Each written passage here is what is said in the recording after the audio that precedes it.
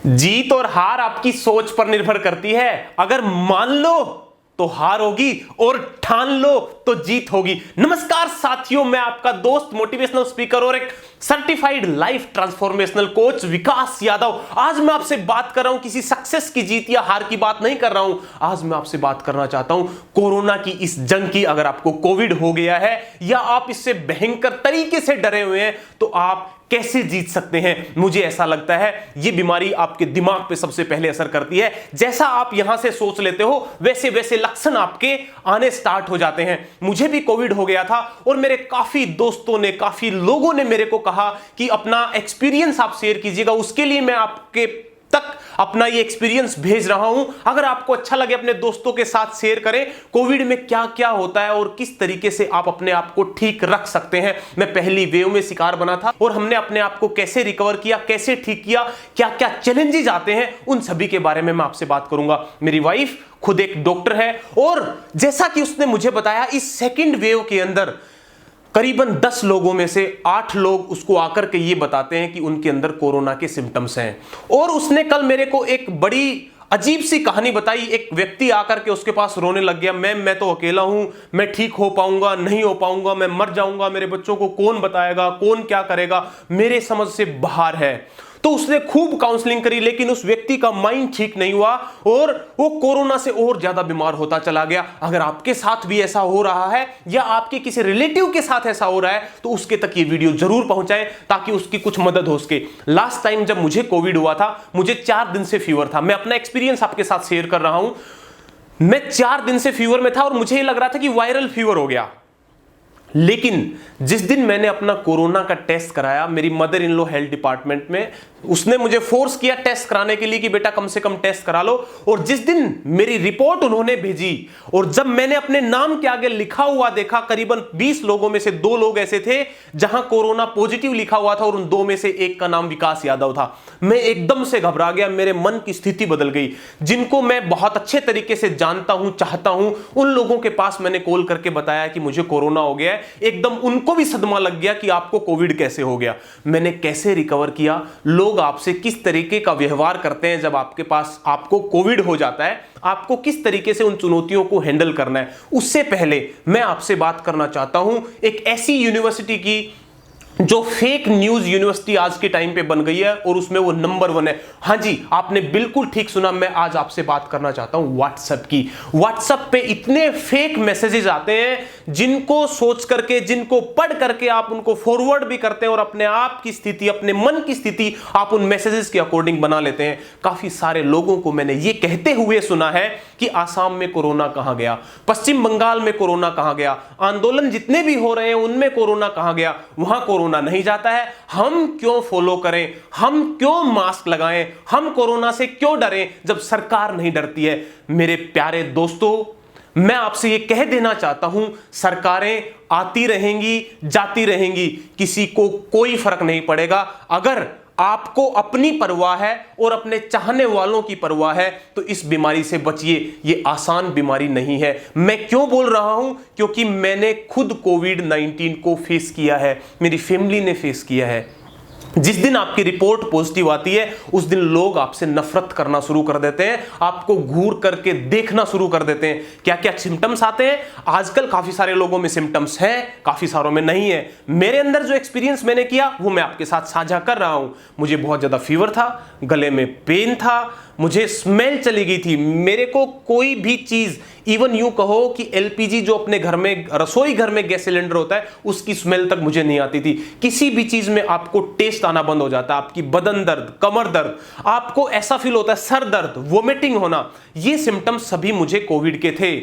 और जिस दिन रिपोर्ट आई उस दिन ये लग गया था शायद पता नहीं जिंदा रहूंगा या नहीं रहूंगा। लेकिन मैंने काफी सारे लोगों को सुना, डॉक्टर्स को सुना और ये पाया एक बहुत नॉर्मल सी बीमारी है और करीबन मैंने 15 दिन में अपने आप को स्वस्थ कर लिया। स्वस्थ कैसे कर लिया, मैंने किसी डॉक्टर को सुना था, वो उपाय मैं आज आप लोगों के तक शेयर कर रहा हूं क्योंकि मुझे उससे फायदा हुआ था। ये मेरा अपना ओपिनियन है, शायद हो सकता है कि आपका मेरी बातों के ऊपर मतभेद हो सकता है, आपको अच्छी लगे आप पालना कीजिएगा, नहीं लगे बिल्कुल छोड़ दीजिएगा, मुझे इस चीज से कोई भी प्रॉब्लम नहीं है।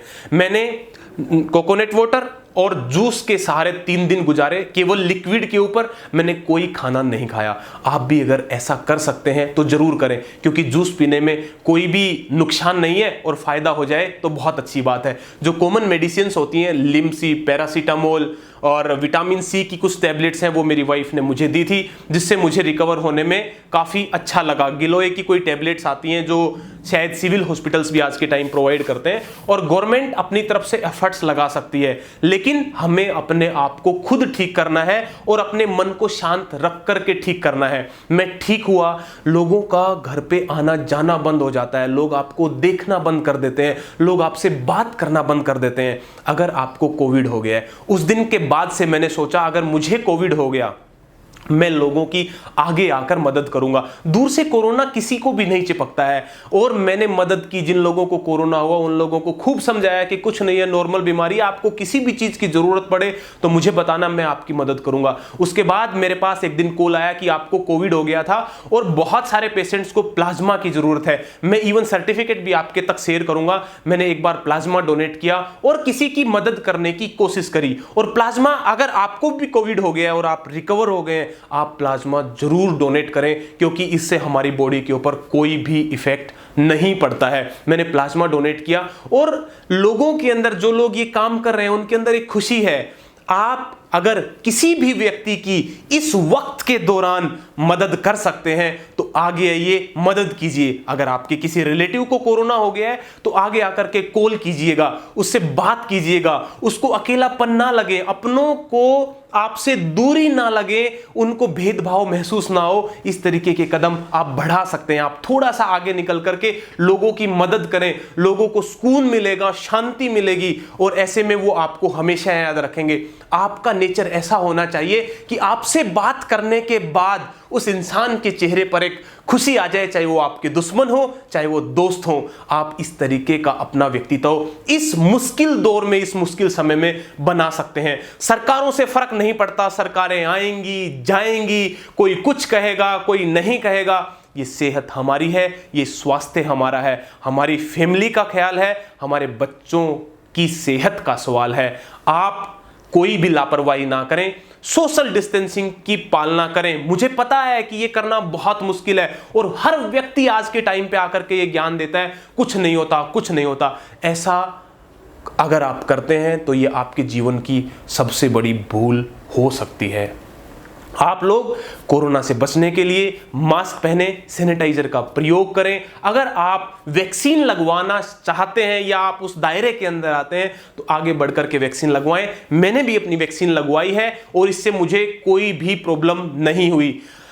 अब मुझे नहीं पता कि न्यूज़ क्या कहती है, लेकिन मुझे पर्सनली ऐसा लगता है कि साइंटिस्ट अगर ऐसा कहते हैं कि वैक्सीन से कोरोना की जो इंटेंसिटी है वो कम हो जाती है, और गवर्नमेंट भी कुछ सोच समझ कर के इस वैक्सीन को मार्केट में हम लोगों तक लेके आई है, तो प्लीज़ वैक्सीन लगवाने से ना चूकें। समय पर अपना टीका लगवाएं और घर पर रहें। मुझे पता है घर पर रहना एक बहुत मुश्किल काम है, और मेरे लिए तो हालांकि बहुत ही मुश्किल, 18 दिन मुझे यहाँ पर घर पर निकालना बहुत चुनौती भरा था। लेकिन अपने दोस्तों के लिए, रिलेटिव्स के लिए घर से बाहर ना निकलें और बताएं कि मुझे कोविड हो गया है, मेरे संपर्क में ना आए। फोन पे बात करें, वीडियो कॉलिंग के थ्रू बात करें, ताकि एक दूसरे को आपसे बात करके अच्छा लगे, और पॉजिटिव मैसेज पास करें। नेगेटिव जितने भी र्यूमर्स फैलाने वाली न्यूज़ है उनसे बचें। ज़्यादा से ज़्यादा लिक्विड्स लें, लोगों की मदद करें। आपकी वजह से किसी के चेहरे पर कोई मुस्कुराहट आनी चाहिए, कुछ ऐसा काम करें। अब मैं लास्ट में आपसे बोलना चाहता हूं, अगर आपको कोविड हो गया, आप घर पर हैं या आप खाली बैठे हैं, अपने लिए कुछ ऐसा काम करें कि आप अपनी प्रोडक्टिविटी बढ़ा पाएं। हालांकि मैं भी एक टीचर हूं, मैं भी एक स्कूल ओनर हूं, लेकिन हम आज के टाइम पे ऑनलाइन क्लासेस प्रोवाइड कर रहे हैं और हम अपनी स्किल्स को डे बाय डे इंक्रीज करते जा रहे हैं। आप भी अपनी स्किल्स को बढ़ा सकते हैं। घर पे बैठ करके कोरोना का रोना रोने से ये बेहतर है कि हम अपने लिए काम करना शुरू करें। एक बिल्कुल आखिरी बात अब आपके तक पहुंचाना चाहता हूं। मैं जानता हूं कि ये शादियों का सीजन है, आपके घर में भी फंक्शंस होंगे, वेडिंग्स होंगी। आप भी वेडिंग में जाने से शायद ये सोच रहे होंगे मैं जाऊं या ना जाऊं। अगर आप इस चीज को अवॉइड कर सकते हैं तो 200% करें, और अगर फिर भी आपके घर में कोई फंक्शन है तो उसमें भी सावधानी पूर्वक ध्यान, हर चीज का ध्यान रखते हुए आप चीजों के साथ आगे बढ़ें। अदरवाइज, क्योंकि हम तो इतना ही काम कर सकते हैं ना कि हम तो सावधानी बरत सकते हैं, होना ना होना वो मेरे हाथ में नहीं है। हाँ, मैं सावधानी बरतूं, मास्क प्रॉपर तरीके से पहनूं, सैनिटाइजर का प्रयोग करें, लोगों से थोड़ी सी दूरी बनाकर रखें। जिन लोगों को कोरोना के सिम्टम्स हैं वो पहले जाकर के अपना टेस्ट कराएं और खुद को आइसोलेट करें, क्योंकि सभी लोग अपने आप को आइसोलेशन में डाल रहे हैं। और अगर आपको सांस लेने में प्रॉब्लम है, लास्ट में मैं आपके पास वो चीज़ें बताना चाहता हूँ। एक पल्स ऑक्सीमीटर आता है, उसको आप परचेज कर लें। अगर आपके ऑक्सीजन का लेवल डिक्रीज होता है तो पहले किसी हॉस्पिटल में बात करके रखें, ताकि आपका जो ऑक्सीजन का लेवल है वो डिक्रीज ना हो पाए। क्योंकि काफ़ी सारे डॉक्टर्स ने मुझे बताया, अगर आपके ऑक्सीजन का लेवल डिक्रीज हो जाता है, नीचे चला जाता है, तो ये आपके लिए चुनौती भरा हो सकता है। दिन में 3 या 4 बार आप झंडू बाम डाल करके भांप ले, ताकि उससे आप अपने आप को रिलैक्स फील कर पाएंगे। तो ये मेरे कुछ एक्सपीरियंसेस थे जो मैंने आपके तक शेयर किए। सो आई होप आपको अच्छे लगे होंगे। सावधानी बरतें, अपनों का ख्याल रखें, अपने दोस्तों का ख्याल रखें और खुद का ख्याल रखें। मैं ऐसी ईश्वर से प्रार्थना करता हूं कि आप अपने घर में स्वस्थ रहें, मुस्कुराते रहें। वीडियो को लास्ट तक देखने के लिए दिल की गहराइयों से प्रेम पूर्वक बहुत बहुत धन्यवाद। जय हिंद।